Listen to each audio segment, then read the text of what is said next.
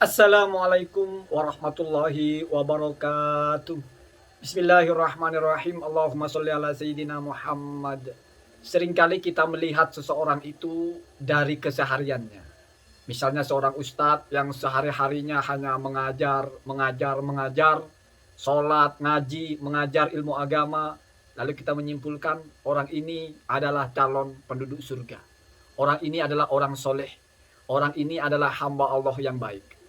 Sementara kita lihat lagi orang lain yang dari pagi keluar rumah, kerja sampai malam.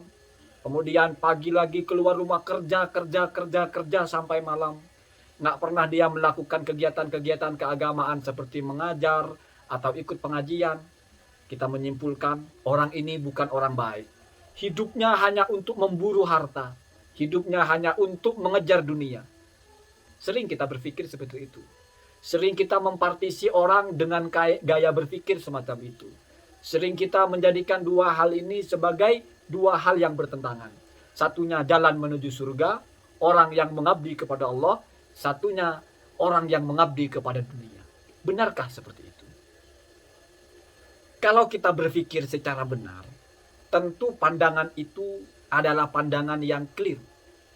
Bahkan saya berani mengatakan itu pandangan yang sangat keliru.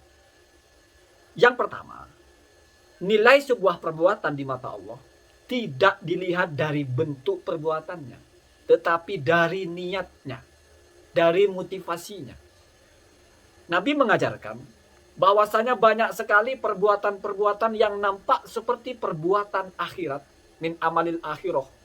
Tetapi sejatinya nilainya adalah perbuatan dunia saja. Jadi banyak orang yang sholat, haji, umroh, mengajar, bersodakoh.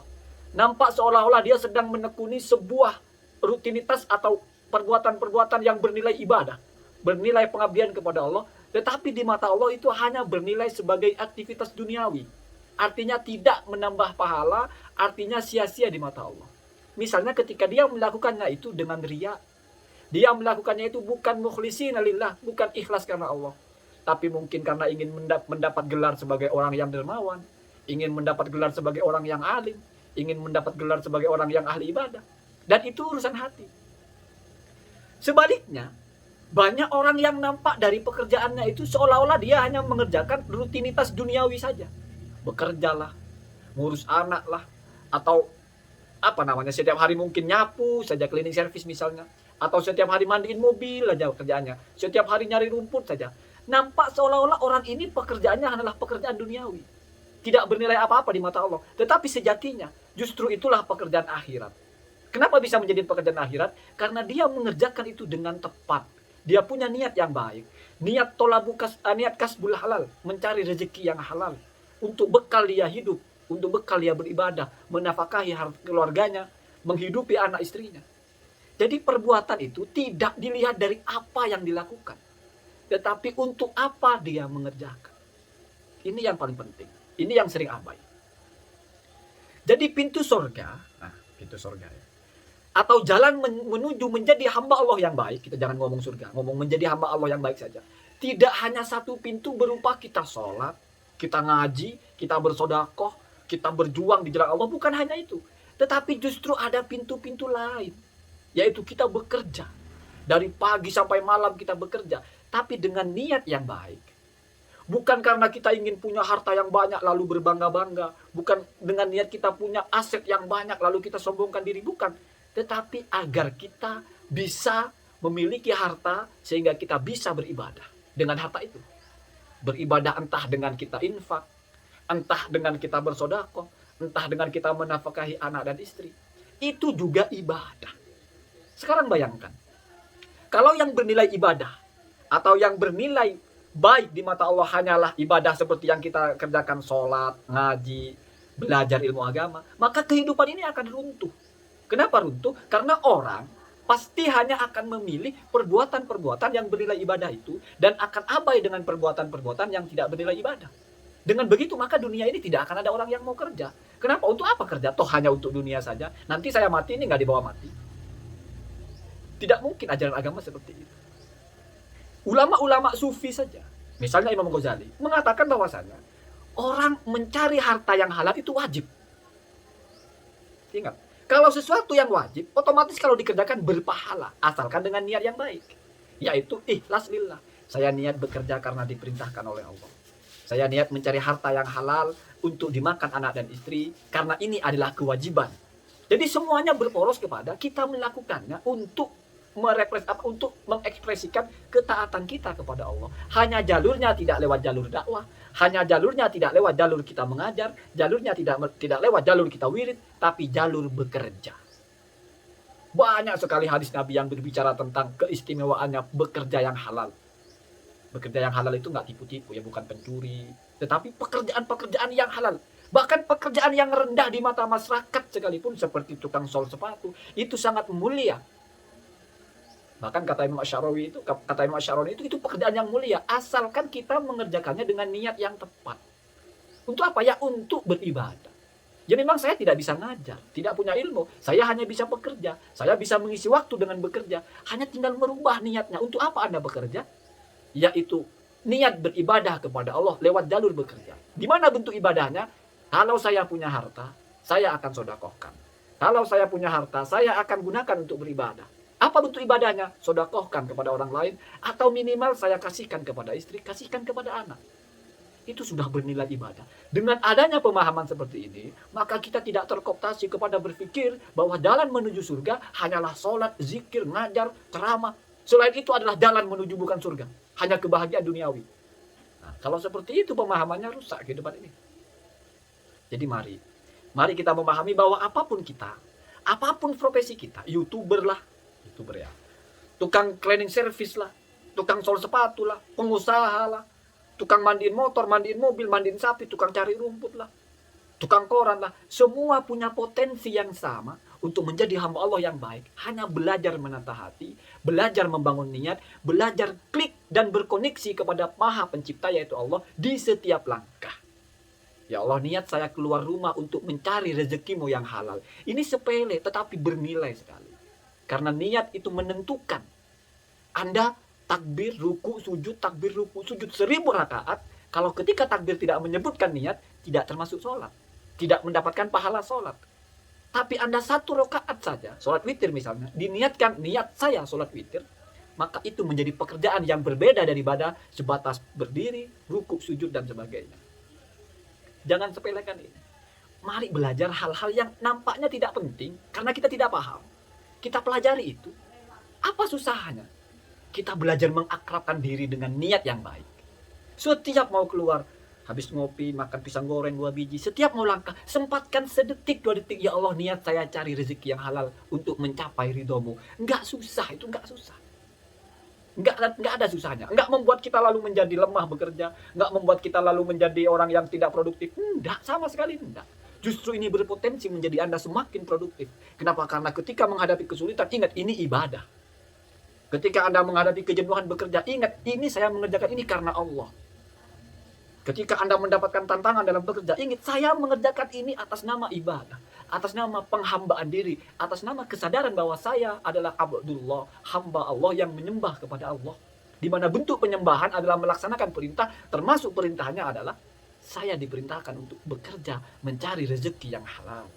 Enggak ada yang susah, hanya tidak biasa, tidak terbiasa. Mari kita akrabkan setiap melakukan apapun, selama bukan mencuri ya. Karena kurang ajar kalau orang mencuri niat ibadah ya. Itu ngeledek namanya. Nipu tapi niat ibadah ya. Niat saya beribadah karena Allah. Bentuknya nipu, itu namanya berdusta. Niat, ingat, bisa merubah hal yang sedang, tidak baik dan tidak buruk menjadi baik. Tetapi tidak akan pernah bisa merubah hal yang buruk menjadi baik. Mencuri niatnya untuk ibadah, itu tidak mungkin. Berzina niatnya untuk membahagiakan, itu tidak mungkin. Seperti itu tidak mungkin. Niat tidak akan bisa merubah perbuatan yang buruk. Jadi seperti madu. Air yang jernih, yang tawar, bisa menjadi manis. Tetapi kalau air itu sudah dekil, sudah bau, sudah busuk, kamu campurin madu, tidak akan lalu air itu menjadi baik. Tetapi sebaliknya, bisa jadi pekerjaan yang baik akan menjadi buruk kalau niatnya salah. Ibadah, sholat, ngaji, berpuasa setiap hari, tapi niatnya buruk, maka itu menjadi sangat buruk di mata Allah. Bahkan menjadi kepada syirkun khafiyun.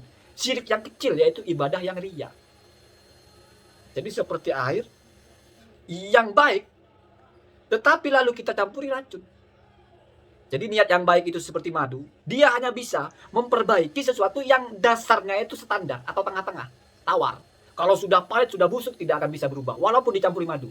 Tetapi racun, air yang madu saja, sesuatu yang baik saja, yang sudah manis saja, ibadah, sholat. Tapi kalau dicampuri racun dengan niat yang buruk, maka itu akan menjadi buruk. Apalagi air tawar, campuri racun akan menjadi buruk. Artinya pekerjaan yang tidak punya nilai dicampuri racun, dicampuri niat yang buruk, buruk. Apalagi pekerjaannya buruk, semakin jadi. Sudah comberan, campuri racun pula. Bukan hanya menjijikkan, tapi juga mematikan. Kadang-kadang kita tidak tahu bahwa ada potensi-potensi besar untuk memperbaiki semua keadaan tanpa harus merombak, tapi cukup merubah di bagian-bagian tertentu. Seperti satu ruangan, kita bisa merubah dari gelap menjadi terang kalau sudah di-set hanya dengan memencet satu tombol on off di saklar lampunya. Kita pencet on, semua ruangan menjadi terang. Kita pencet off, semua ruangan menjadi mati. Mungkin di situ ada 10 lampu, 100 lampu, bisa dengan hanya sekali pencet. Artinya sepele, tetapi merubah semuanya. Ya itulah niat. Kita untuk menyalakan lampu tidak perlu kita nyalakan satu-satu, cukup kita pencet. Kalau di setting seperti itu, sepele, cuman pencet, nggak butuh 1 detik. Tek. Tetapi efeknya luar biasa. Kita pencet lagi off, tidak butuh 1 detik, tapi efeknya gelap semuanya. Seperti itulah kehidupan. Ada bagian-bagian di mana simple, tetapi efeknya. Qalilun fil amal, katsirun fil athar. Sedikit pekerjaannya, tapi pengaruhnya luar biasa. Ya sama dengan syahadat. Orang yang seumur hidupnya tidak pernah menyembah Allah, tidak pernah bersujud, bersahadat sekali, kalau itu keluar dari hati, maka dosanya hilang semua. Dia seperti bayi yang baru terlahir. Alhamdulillah kalau setelah itu dia mati, maka dia mati tanpa membawa dosa sedikit pun. Sebaliknya, orang yang sepanjang hidupnya beribadah, sudah melakukan semua amal kebaikan, berhaji berkali-kali, nikah nggak berkali-kali ya, nikah dengan satu tapi kawinnya berkali-kali dengan istri itu kan ibadah juga. Bangun pesantren, ngaji di mana-mana, ilmunya tembus langit, tembus bumi. Tapi sebelum meninggalnya, naudzubillah dia suul khotimah, menyampaikan sesuatu yang buruk, maka semua menjadi berubah hanya dengan hal yang sepele. Inilah kehidupan. Inilah fakta. Jangan berpikir bahwa tidak ada hal yang sederhana merubah segalanya. Ada itu. Mari biasakan, everything you will do, try to pray. Belajar untuk pray. Pray itu berdoa sekaligus berniat. Ya Allah, niat saya mencari rezeki yang halal. Siapa tahu dengan mengakrabkan diri seperti itu, nanti tertanam niat kita memang mendekat kepada Allah. Sehingga dalam pekerjaannya ketika waktunya sholat, kita ingat tadi saya niat kerja untuk ibadah. Ini sudah ada kewajiban ibadah sholat. Kalau saya tidak sholat kan tidak sinkron. Akhirnya sholat, ya kan? Ketika ingin curang, tadi saya niat ibadah. Kok bisa ibadah curang? Nanti kita akan terkonstruksi berpikir secara benar. Itu yang disebut dengan taksir lahir batin.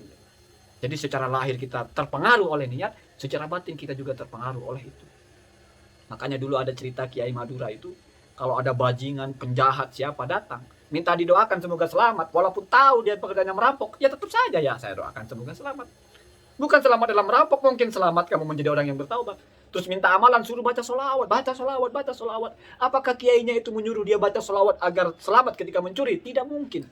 Tapi siapa tahu dengan dia rutin membaca solawat, Nur Muhammad, atau cahaya Islam masuk ke dalam hatinya. Dia baca solawat sehari, kamu baca solawat setiap hari 1000. Lama-lama baca solawat setiap hari 1000. Ini jiwa terbentuk, menjadi orang yang selalu ingat Nabi, rindu kepada Nabi. Nggak akan lagi dia berhenti, nggak akan lagi dia mencuri. Semoga kita menjadi orang-orang yang seperti itu. Dan Allah wa yakum ajmain. Assalamualaikum warahmatullahi wabarakatuh.